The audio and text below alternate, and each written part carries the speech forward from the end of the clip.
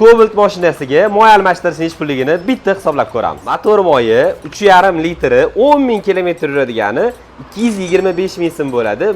Moy filtr va almashtirib berish hammasi. Changli havoda воздушный filtrlarni vaqtida almashtirib turinglar.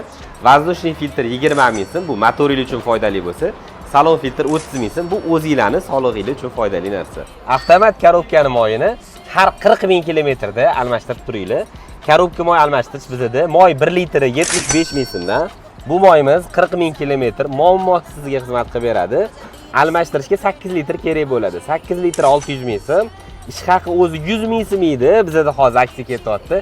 Alishtirishni bepul qilib qo'yganmiz.